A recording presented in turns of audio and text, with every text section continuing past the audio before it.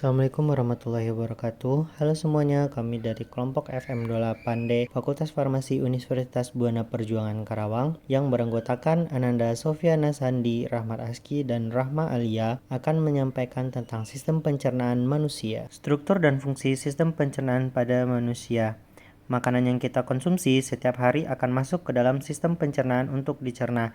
Apa saja yang terjadi di dalamnya, mari kita bahas. Organ pencernaan utama, yaitu terdiri dari mulut, kerongkongan, lambung, usus halus, usus besar, dan anus.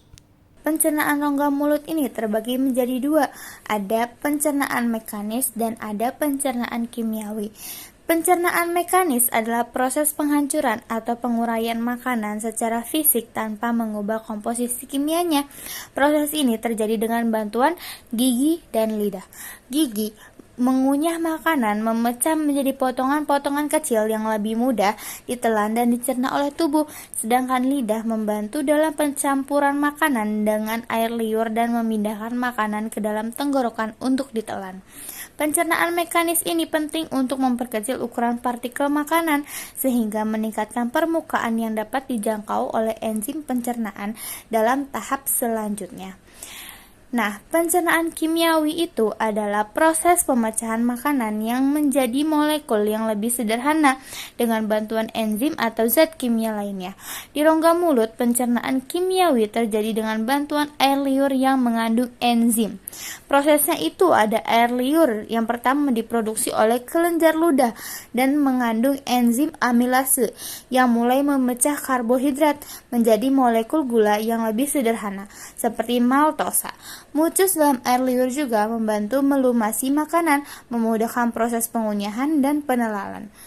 Pencernaan kimiawi ini berlangsung secara bersamaan dengan pencernaan mekanis di rongga mulut, tetapi proses ini hanya mencakup sebagian kecil dari pencernaan secara keseluruhan. Setelah makanan ditelan, pencernaan kimiawi dan mekanis dilanjutkan di bagian tubuh lainnya. Yang kedua, ada sistem pencernaan kerongkongan. Sistem pencernaan di kerongkongan ini berfungsi sebagai saluran yang menghubungkan mulut ke lambung dan peran utamanya adalah untuk menghantarkan makanan yang sudah dicerna secara mekanis dan kimiawi di rongga mulut ke lambung. Setelah makanan ditelan, makanan akan masuk ke dalam kerongkongan sebagai bolus atau gumpalan makanan. Di kerongkongan, makanan dipindahkan menuju lambung melalui proses yang disebut peristatik, yaitu gerakan gelombang otot yang terjadi secara berirama.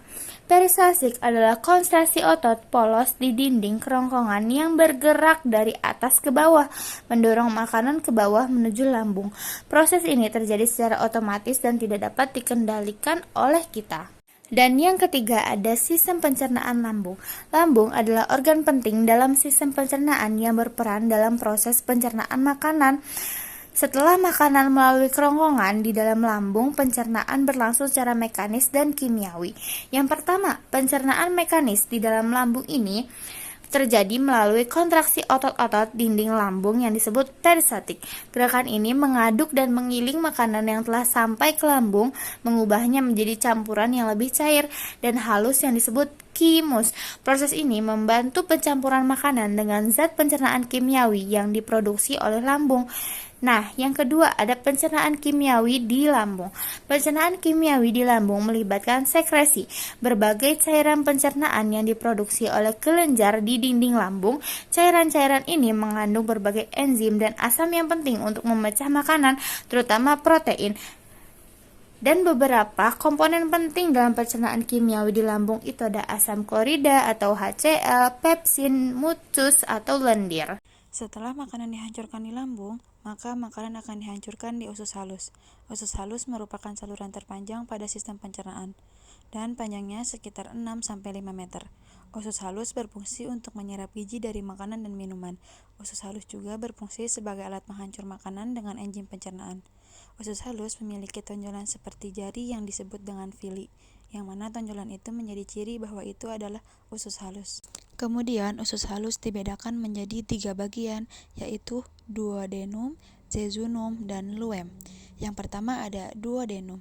Duodenum bisa disebut juga dengan usus 12 jari.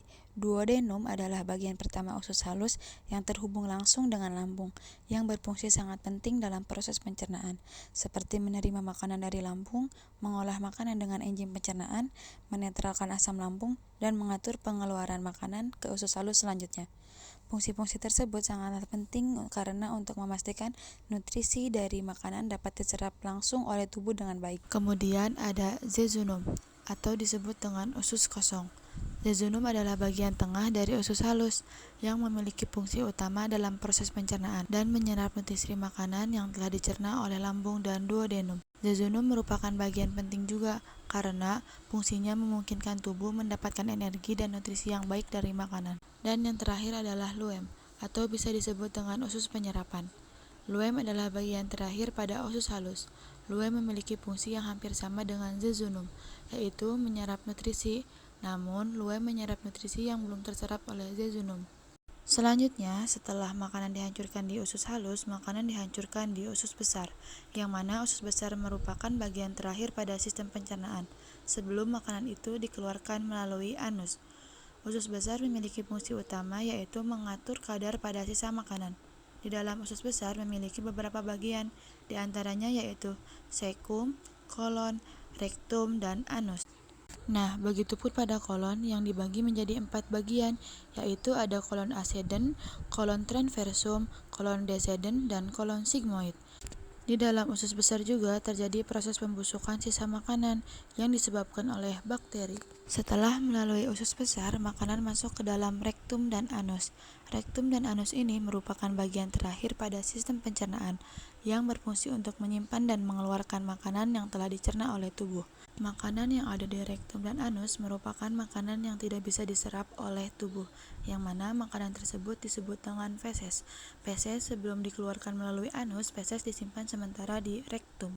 Thank you all for